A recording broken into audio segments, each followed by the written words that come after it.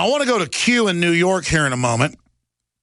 Q called in, heard me mention this in the last hour. We have the video for folks that are watching us on prisonplanet.tv or infowars.com/show on the free feeds. And I've seen these type of things happen before with police arresting or pulling guns on folks throwing snowballs, not at cars. I think I actually did that a few times, one of the few delinquent type things I did.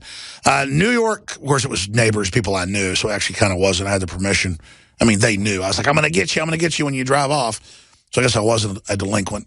Kind of wish I was, though.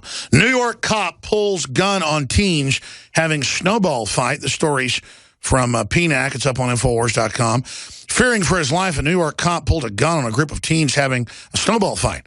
Don't bleeping move, guys. Have we bleeped this yet so we can play it? Yeah, it's bleeped. Okay, it's bleeped. Okay. Yep. The New Rochelle police officer can be heard on the video as he points his gun at youths who are down on their knees with their hands in the air. The cop proceeds to pat each of the youths down with one hand while holding the gun, continually telling them not to move. We saw the video up in New York last week where they pull the guys over and shoot them. I don't play these videos like to get a point in against the cops and, oh, let's get the cops and they're a bunch of scum.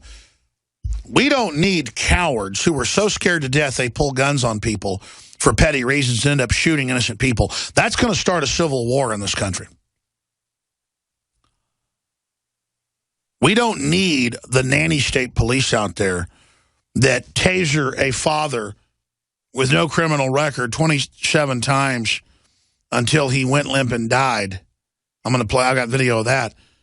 They put him in a hot car after they'd done it. He dropped his kids off, went for a bike ride, 4 o'clock in the afternoon. They thought he might be a suspect. They just start tasering him, and they kill him. And the answer is, well, he's just a citizen. He's dead. No, these tasers make people have heart attacks. They're being overused. It's injustice. It's wrong. We all know it. It needs to stop. And when cops do the wrong thing, they need to get in trouble so there's then respect for good police, and they end up becoming the dominant force out there, not the thugs who are protected.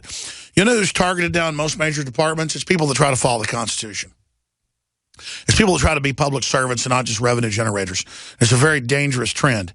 So let's play the clip of the snowball situation. I'll give you a play-by-play if you're a radio listener and narrate it. Here it is. Don't move, guys. Don't move.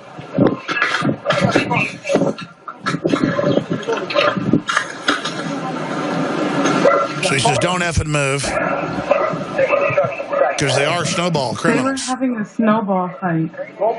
This group of guys was having a snowball fight, and now the cop has a gun on them.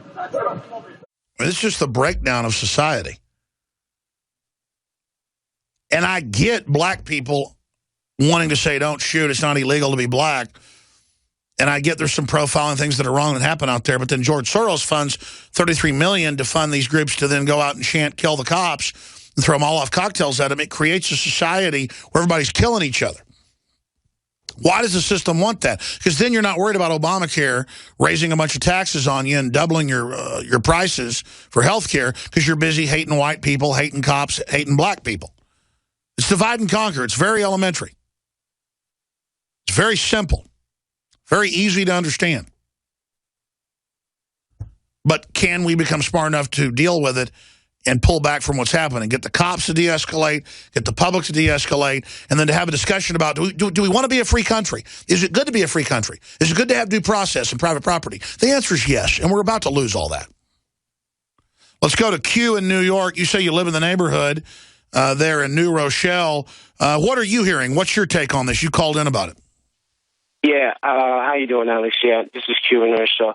Yeah, well, I agree with you. It is a breakdown of society, and it's a breakdown of my neighborhood. New Rochelle, traditionally, it's always been a place where we had community policing. I'm born and raised in New Rochelle, and because like a lot of the cops who were on the police force were from the neighborhood. They went to New Rochelle High School. They went through the school system. It's kind of like everybody knows each other kind of thing. We're a suburb, kind of like right outside the Bronx. And but you're saying it has a flavor of Mayberry. Well, not really. It's by Mayberry, you know the cops. Yeah, something like that. Okay, in that regard. But what I've noticed, Alex, like the past few years, there's been, well, first of all, in the particular neighborhood where the incident took place with the cop pulling out the gun on the young kids, I live on Sickles.